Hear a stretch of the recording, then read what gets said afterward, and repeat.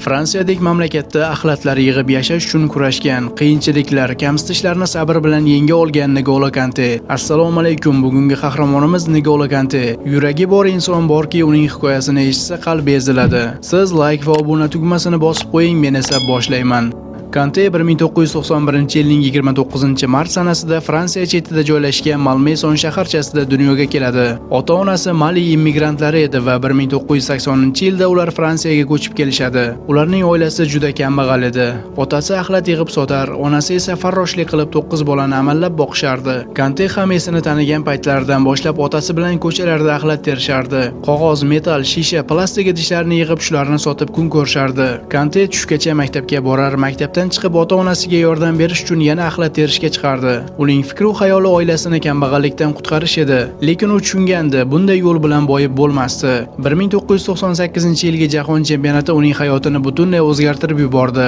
U finalga bordi.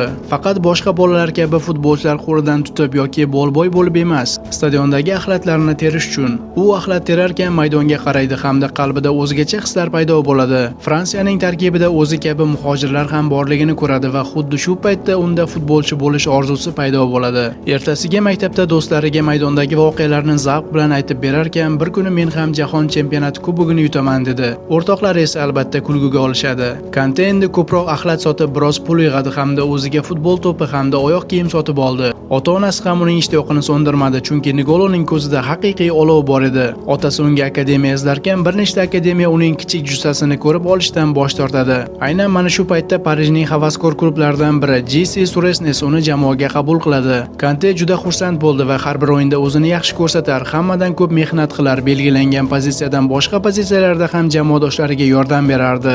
U endi maktab, futbol hamda axlat terishga vaqt topardi. U bir kun ham charchadim demadi, hatto kitobi yo'q paytlarda ham birorta ishini qoldirmagan. U 11 yoshga to'lganida otasi vafot etdi. Qiyin ahvolda yashayotgan oila endi battar qiyin ahvolga tushdi. Kante endi otasining o'rniga ham ko'proq axlat yig'ib oilasini boqishga yordamlashardi.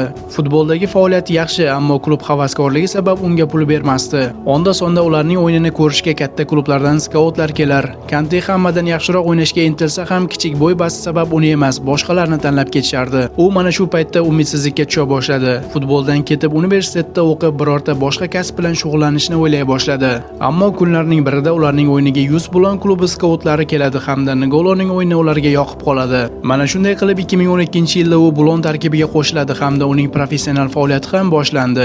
Bu klubda ham Kantega pul to'lashmagan, biroq Kante umuman to'xtamasdi. Doim hammadan ko'proq mehnat qilardi. Uning kuchli jihati tinmay pressing qilar, tez yugurar, pozitsiyani to'g'ri tanlardi. 2013-yilda Sayin klubi Kantening ajoyib o'yinini payqab o'z tarkibiga qo'shib oldi. U o'zi uchun oziq-ovqatga yetarli pul olib qolardi hamda qolgan barcha maoshini oilasiga yuborardi. Mavsum so'ngida Sayin Liga 1ga chiqadi va Kante yana ajoyib o'yin ko'rsatadi. 2015-yilda qahramonimizga Angliyaning Leicester jamoasidan taklif tushadi. N'Golo rozi bo'ldi hamda 5 million 600 ming yevro bilan Leicesterga transfer bo'ldi. Ko'pchilik Leicesterning bu transferni kulguga oldi. Premier Ligada bunday futbolchi qanday o'ynaydi deyishdi. Yakunda esa Leicester Angliya chempioni bo'ldi. Kante esa mavsumda eng ko'p raqibdan to'pni olib qo'ygan va eng ko'p yugurgan futbolchi bo'ldi. Ana endi u bemalol yashashga yetarli maosh olar, oilasini ham bemalol ta'minlardi. Lekin pul uni buza olmadi. Yetarli puli bo'lsa-da qimmat kiyimlar kiymas, bazmlarga bormas edi. Bir zum ham o'sishdan to'xtamagan Kante 2016-yilda Chelsea dan taklif oladi hamda 32 million funt sterling bilan Londonga ko'chib o'tadi. Ko'pchilik uning prime davri Chelsea-da bo'ldi deb o'ylaydi, lekin u doim futbolga borini berib o'ynagan, hattoki maosh olmay o'ynagan Fransiya klublarida ham. U ota yurti bo'lgan Maliga juda katta yordam qilgan va qilib kelmoqda. Maktablar, masjidlar, futbol maydonlari quradi. Kambag'al oilalarga doimiy yordam beradi, lekin u ehsonlarini doimo berkitishga urinadi. Bir muxlis u haqida shunday dedi: "Bir kuni Kantening raqamini topdim hamda Maliga kelgan vaqtida uyimizga mehmon bo'lishga taklif qildim. U esa ertasiga uyimizga keldi, biz bilan samimiy suhbat qurib ketdi.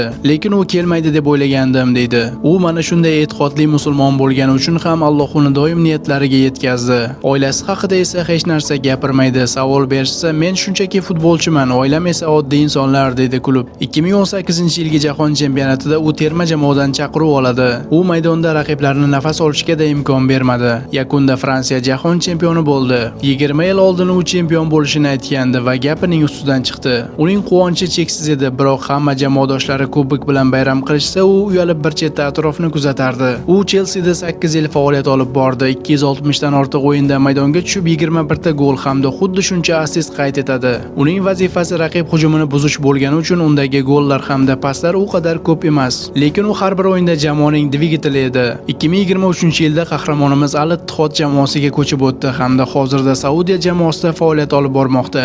Roligimiz yoqqan bo'lsa, like bosib qo'ying hamda keyingi videoda qaysi futbolchi haqida hikoya qilishimizni yozib qoldiring.